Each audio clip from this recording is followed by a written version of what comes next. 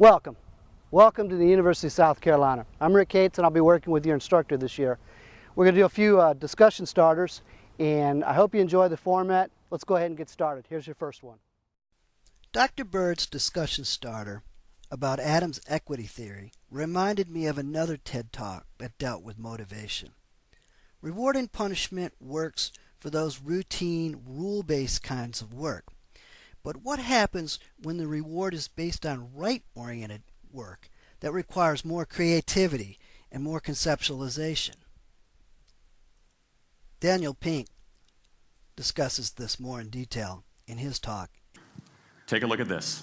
This is called the candle problem. Some of you might have seen this before. It was created in 1945 by a psychologist named Carl Duncker. Carl Duncker created this experiment that's used in a whole variety of experiments in behavioral science. And here's how it works. Suppose I'm the experimenter. I bring you into a room. I give you a candle, some thumbtacks, and some matches. And I say to you, your job is to attach the candle to the wall so the wax doesn't drip onto the table. Now, what would you do? Many people begin trying to thumbtack the candle to the wall. Doesn't work. Some people, and I saw somebody kind of make the motion over here, some people have a great idea where they light the match, melt the side of the candle, try to adhere it to the wall. It's an awesome idea. Doesn't work. And eventually, after 5 or 10 minutes, most people figure out the solution, which you can see here. The key is to overcome what's called functional fixedness. You look at that box and you see it only as a receptacle for the tacks, but it can also have this other function as a platform for the candle. The candle problem. Now, I want to tell you about an experiment using the candle problem done by a scientist named Sam Glucksberg, who's now at Princeton University in the US. This shows the power of incentives. Here's what he did. He gathered his participants and he said, I'm going to time you how quickly you can solve this problem. To one group, he said, I'm going to time you to establish norms, averages, for how long it typically takes someone to solve this sort of problem. To the second group, he offered rewards. He said, if you're in the top 25% of the fastest times, you get $5. If you're the fastest of everyone we're testing here today, you get $20. Okay, now this is several years ago, adjusted for inflation. It's a decent sum of money for a few minutes of work. Okay, it's a nice motivator. Question, how much faster did this group solve the problem? Answer, it took them on average 3.5 minutes longer. 3.5 minutes longer. Now this makes no sense, right? I mean, I'm an American, I believe in free markets, that's not how it's supposed to work, right? If you want people to perform better, you reward them, right? Bonuses, commissions, their own reality show, incentivize them. That's how business works, but that's not happening here. You've got an incentive designed to sharpen thinking and accelerate creativity, and it does just the opposite. It dulls thinking and blocks creativity. And what's interesting about this experiment is that it's not an aberration. This has been replicated over and over and over again for nearly 40 years. These contingent motivators. If you do this, then you get that. Work in some circumstances, but for a lot of tasks, they actually either don't work or often they do harm. This is one of the most robust findings in social science and also one of the most ignored. I spent the last couple of years looking at the science of human motivation, particularly the dynamics of extrinsic motivators and intrinsic motivators. And I'm telling you, it's not even close. If you look at the science, there is a mismatch between what science knows and what business does. And what's alarming here is that our business operating system, think of the set of assumptions and protocols beneath our businesses, how we motivate people, how we apply our human resources. It's built entirely around these extrinsic motivators, around carrots and sticks. That's actually fine for many kinds of 20th century tasks.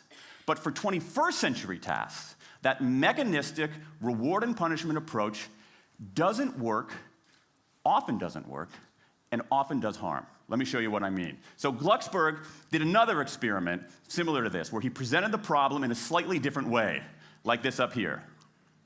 Okay?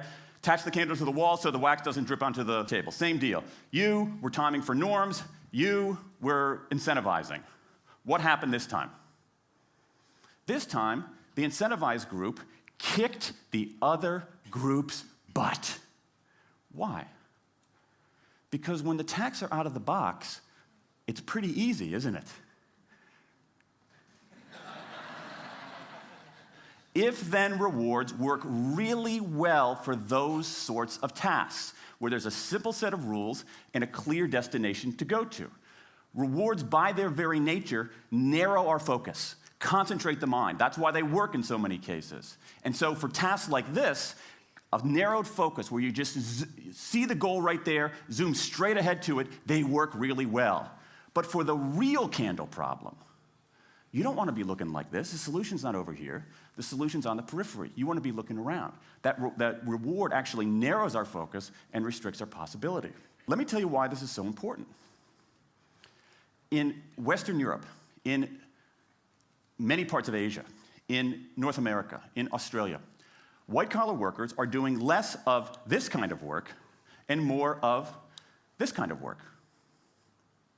That routine, rule-based, left-brain work, certain kinds of accounting, certain kinds of financial analysis, certain kinds of computer programming, has become fairly easy to outsource, fairly easy to automate. Software can do it faster. Low-cost providers around the world can do it cheaper. So what really matters are the more right-brain, creative, conceptual kinds of abilities. Think about your own work. Think about your own work. Are the problems that you face, or even the problems we've been talking about here, are those kinds of problems, do they have a clear set of rules and a single solution? No. The rules are mystifying. The solution, if it exists at all, is surprising and non-obvious. Everybody in this room is dealing with their own version of the candle problem.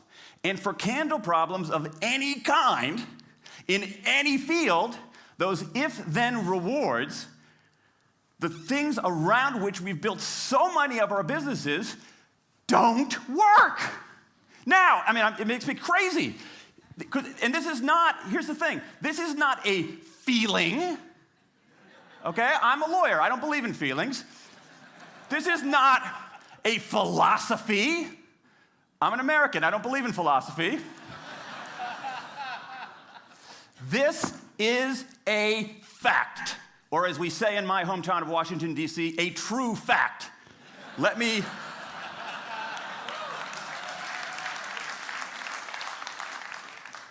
give you an example of what I mean. Let me marshal the evidence here, because I'm not telling you a story, I'm making a case, ladies and gentlemen of the jury. Some evidence. Dan Ariely, one of the great economists of our time, he and 3 colleagues did a study of some MIT students. They gave these MIT students a bunch of games that involved creativity and motor skills and concentration. And they offered them for performance 3 levels of rewards. Small reward, medium reward, large reward. Okay? Do really well, you get the large reward, on down. What happened? As long as the task involved only mechanical skill, bonuses worked as they would be expected. The higher the pay, the better the performance. Okay? But once the task called for even rudimentary cognitive skill, a larger reward led to poorer performance. Then they said, okay, let's see if there's any cultural bias here. Let's go to Madurai, India and test this. Reward standard of living is lower. In Madurai, a reward that's modest by North American standards is more meaningful there. Same deal. A bunch of games, 3 levels of rewards. What happens? People offered the medium level of rewards, did no better than people offered the small rewards. But this time, people offered the highest rewards. They did worst of all.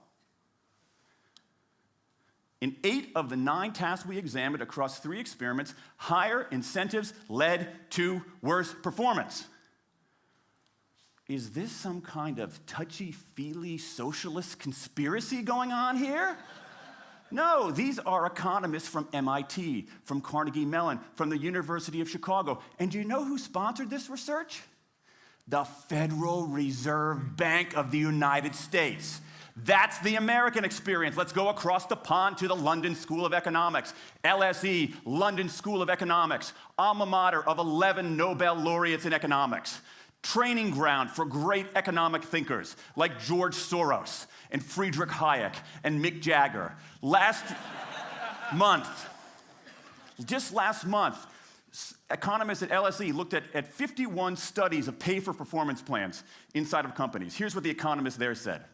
We find that financial incentives can result in a negative impact on overall performance. There's a mismatch between what science knows and what business does. And what worries me as we stand here in the rubble of the economic collapse is that too many organizations are making their decisions, their policies about talent and people, based on assumptions that are outdated, unexamined, and rooted more in folklore than in science. And if we really want to get out of this economic mess, and if we really want high performance on those definitional tasks of the 21st century, the solution is not to do more of the wrong things, to entice people with a sweeter carrot or threaten them with a sharper stick. We need a whole new approach. The good news about all this is that the scientists who've been studying motivation have given us this new approach. It's an approach built much more around intrinsic motivation, around the desire to do things because they matter, because we like it, because they're interesting, because they're part of something important. And to my mind, that new operating system for our businesses revolves around three elements: autonomy, mastery, and purpose. Autonomy, the urge to direct our own lives. Mastery, the desire to get better and better at something that matters. And purpose, the yearning to do what we do in the service of something larger than ourselves. These are the building blocks of an entirely new operating system for our businesses. I want to talk today only about autonomy. In the 20th century, we came up with this idea of management. Management did not emanate from nature. Okay? Management is it's not a tree, it's a television set. Okay? Somebody invented it. And it doesn't mean it's going to work forever. Management is great. Traditional notions of management are great if you want compliance. But if you want engagement, self-direction works better. Let me give you some examples of some kind of radical notions of self-direction. And what this means, you don't see a lot of it, but you see the first stirrings of something really interesting going on. Because what it means is, it means paying people adequately and fairly, absolutely. Getting the issue of money off the table, and then giving people lots of autonomy. Let me give you some examples. How many of you have heard of the company Atlassian? Okay, looks like less than half. Atlassian is an Australian software company, and they do something incredibly cool. A few times a year, they tell their engineers, go for the next 24 hours and work on anything you want. As long as it's not part of your regular job. Work on anything you want. So the engineers use this time to come up with a cool patch of code, to come up with an elegant hack. Then they present all of these stuff that they've developed to their teammates, to the rest of the company, in this wild and woolly all-hands meeting at the end of the day. And then, being Australians, everybody has a beer. They call them FedEx days. Why? Because you have to deliver something overnight. It's not bad. It's a huge trademark violation, but it's pretty clever. That one day of intense autonomy has produced a whole array of software fixes that might never have existed. And it's worked so well that Atlassian has taken it to the next level with 20% time, done famously at Google, where engineers can spend 20% of their time working on anything they want. They have autonomy over their time, their task, their team, their technique. Okay? Radical amounts of autonomy. And at Google, as many of you know, about half of the new products in a typical year are birthed during that 20% time. Things like Gmail, Orchid, Google News. Let me give you an even more radical example of it. Something called the results-only work environment, the ROW, created by 2 American consultants in place at about a dozen companies around North America. In a row, people don't have schedules. They show up when they want. They don't have to be in the office at a certain time or any time. They just have to get their work done. How they do it, when they do it, where they do it, is totally up to them. Meetings in these kinds of environments are optional. What happens? Almost across the board. Productivity goes up, worker engagement goes up, worker satisfaction goes up, turnover goes down. Autonomy, mastery, and purpose. These are the building blocks of a new way of doing things. Now, some of you might look at this and say, that sounds nice, but it's utopian. And I say, nope. I have proof. In the mid-1990s, Microsoft started an encyclopedia called Encarta. They had deployed all the right incentives. All the right incentives. They paid professionals to write and edit thousands of articles. Well-compensated managers oversaw the whole thing to make sure it came in on budget and on time. A few years later, another encyclopedia got started. Different model, right? Do it for fun. No one gets paid a cent or a euro or a yen. Do it because you like to do it. Now, if you had, just 10 years ago, if you had gone to an economist anywhere and said, hey, I got these two different models for creating an encyclopedia, if they went head-to-head, who would win? 10 years ago, you could not have found a single sober economist anywhere on planet Earth who would have predicted the Wikipedia model. This is the titanic battle between these two approaches. This is the Ali Frazier of motivation, right? This is the thriller in Manila, all right? Intrinsic motivators versus extrinsic motivators. Autonomy, mastery, and purpose versus carrots and sticks. And who wins? Intrinsic motivation, autonomy, mastery, and purpose in a knockout. Let me wrap up. There's a mismatch between what science knows and what business does, and here's what science knows. 1, those 20th century rewards, those motivators we think are the natural part of business, do work, but only in a surprisingly narrow band of circumstances. 2, those if-then rewards often destroy creativity. 3, the secret to high performance isn't rewards and punishments, but that unseen intrinsic drive, the drive to do things for their own sake, the drive to do things because they matter. And here's the best part. Here's the best part. We already know this. The science confirms what we know in our hearts. So, if we repair this mismatch between what science knows and what business does, if we bring our motivation, notions of motivation, into the 21st century, if we get past this lazy, dangerous ideology of carrots and sticks, we can strengthen our businesses, we can solve a lot of those candle problems, and maybe, we can change the world. I rest my case.